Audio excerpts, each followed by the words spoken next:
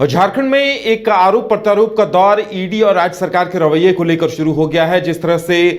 Cabinet secretary वंदना डाडेल की तरफ से ईडी को पत्र लिखा गया है कि आप हमारे अधिकारियों को किस आरोप में बुला रहे हैं, पहले हमें सूचित करें, उसके बाद ही वो आपके पास आएंगे। और इसे लेकर अब बीजेपी ने कहा है कि यह गैर कानूनी है, क्योंकि सुप्रीम कोर्ट ने इस तरह की रूलिंग दी थी कि ईडी केंद्रीय एजेंसी किसी को समन जारी करती है तो उसे यह बताने की अनिवार्यता नहीं है। क्या कुछ कहा गया है और क्या कुछ इस पूरे मसले पर हो रहा है आरोप प्रत्यारोप, ये जानने के लिए सीधे जुड़ेंगे हम अपने संवाददाता मदन से। मदन, ये मामला तूल पकड़ता नजर आ रहा है। बीजेपी की तरफ से यह कहा जा रहा है कि जिस तरह से ईडी को पत्र लिखकर वंदना डाडेल कैबिनेट सेक्रेटरी की तरफ से पूछा गया है तो उसे बीजेपी गैर कानूनी बता रही है। क्या कुछ कहना है बीजेपी का?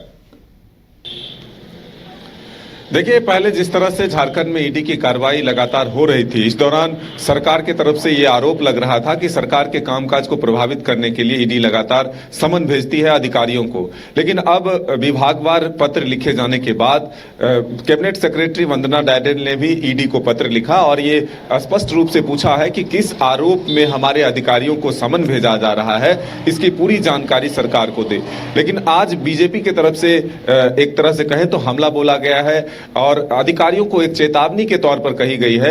एक अपील भी की गई है कि सरकार के गैर कानूनी काम में वो सहभागी न बने। बीजेपी के प्रवक्ता प्रतुल सहदेव ने बयान जारी करते हुए कहा है कि जिस तरह से एक आपत्तिजनक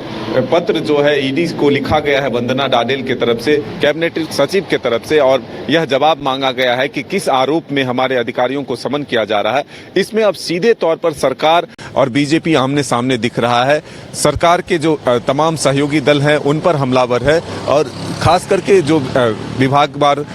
जो पत्र लिखे गए और जो अब कैबिनेट सेक्रेटरी ने जो पत्र लिखा है उसके बाद यह आप मान सकते हैं कि इसको लेकर के सियासत भी राज्य में शुरू हो गई है। प्रतुल सहदेव ने सीधे तौर पर यह पूछा है कि ईडी की यह जवाबदेही है कि वो किसी भी व्यक्ति को पूछताछ के लिए बुला सकता है। और प्रतुल सहदेव ने कहा कि सर्वोच्च न्यायालय ने 27 जुलाई 2022 को निर्णय सुनाते हुए कहा था कि FIR और ECIR दोनों अलग अलग होते हैं।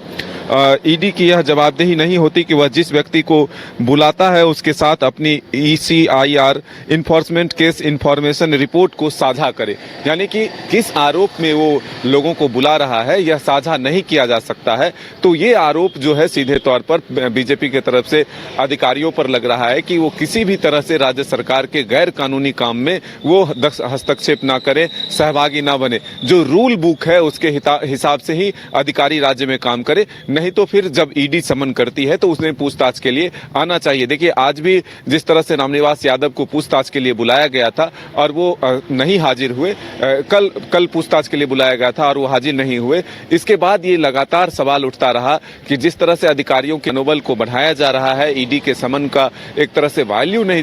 दिया जा रहा है, अधिकारियों को बुलाने के बाद भी वो नहीं पहुंच रहे हैं और पत्र लिखा जा रहा है ईडी को ही कि आखिर किस आधार पर समन दिया जा रहा है। तो इसको लेकर के अब राज्य में सीधे तौर पर आप कह सकते हैं कि सियासत शुरू हो चुकी है, जिसमें कि बीजेपी और सत्ता पक्ष के तमाम दल के जो नेता हैं वो आमने सामने हैं।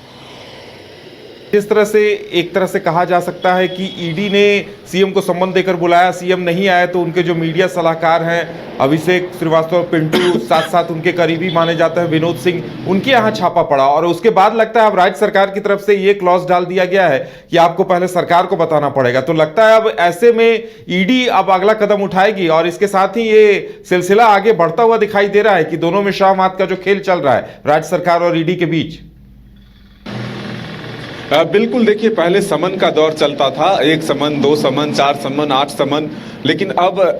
सीधे तौर पर राज्य सरकार ईडी को घेरने के लिए जो कैबिनेट से एक फैसला लाई है, उसके बाद अब कैबिनेट के फैसले के बाद ईडी को अपना विकल्प ढूंढना होगा कि आखिर वो अगला कदम क्या उठाती है, किस तरह से वो अधिकारियों को पूछताछ के लिए बुलाती है। तो अब सीधे तौर पर कह सकते हैं कि सहमत का खेल जो है सरकार और ईडी के बीच जारी हो चुका है। अब देखना होगा कौन किस पर भारी पड़ता है। चलिए मदन, हमारे साथ जुड़ने के लिए और तमाम जानकारी देने के लिए आपका बहुत बहुत धन्यवाद। तो अब ईडी के अगले कदम का इंतजार है हर किसी को कि ईडी अब इस पर क्या एक्शन लेती है, क्योंकि जिस तरह से बीजेपी ये दलील दे रही है कि ईडी को यह अधिकार है कि वो किसी को भी सम्मन करे तो वो ये ना बताए कि किस आरोप में बुलाया जा रहा है, इतना अधिकार ईडी को है। अब देखने वाली बात होगी कि इस पर आगे क्या कुछ होता है। फिलहाल हमारे साथ इतना ही, हमें दीजिए इजाजत और आप देखते रहिए न्यूज़ बाइस्कोप। नमस्कार।